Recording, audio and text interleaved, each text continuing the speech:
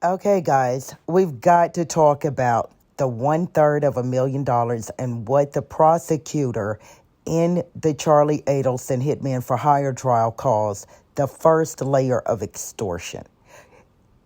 This is crucial to Charlie's defense.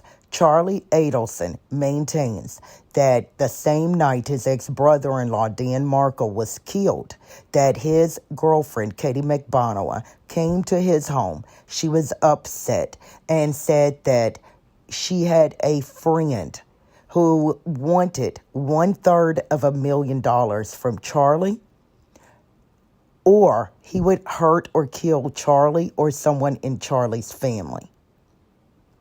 Now, the phrase 1/3 of $1 million is Charlie's phrase.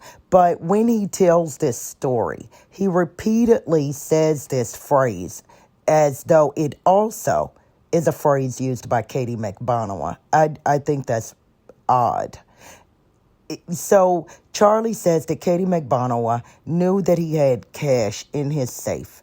And he said that he didn't have $333,000. But what he did have, he gave her, which was $138,000. And Charlie wrapped this money in bands.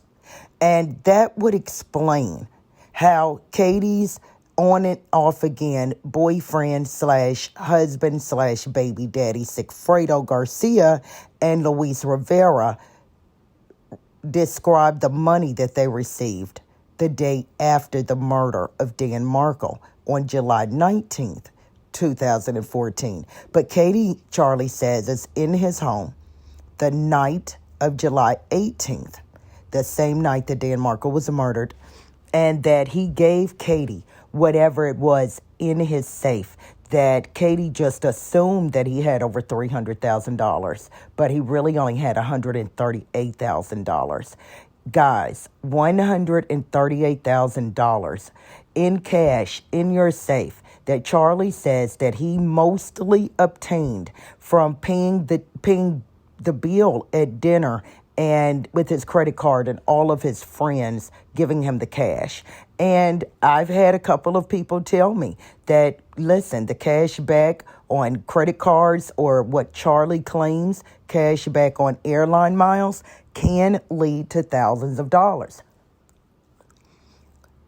But Charlie says that from the time he did his residency through graduation from dental school, and up until the time Dan Markle was murdered, that he worked 6 or 7 days a week, up to 12 hours a day.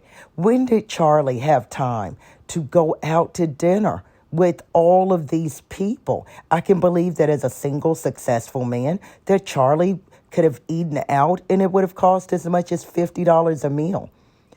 We know that Charlie, as the prosecutor called him, a playboy, that he had a robust dating life.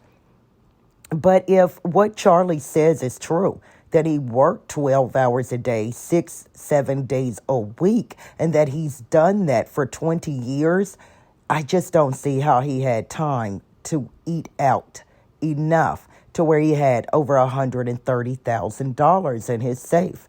Now, keep in mind, Luis Rivera testified that if he had known that the dentist had that much money in his safe, that it would have been much easier to just rob the dentist. I think that that sounds plausible. And something else that I find interesting. Charlie says he didn't go to the police because he was afraid. What would you all have done?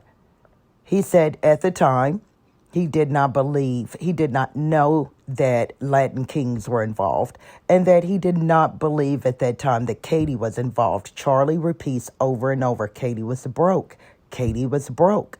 So what does Charlie do? What does the extortionist do? Because Charlie only has $138,000, and the extortionist wants this 1/3 of $1 million.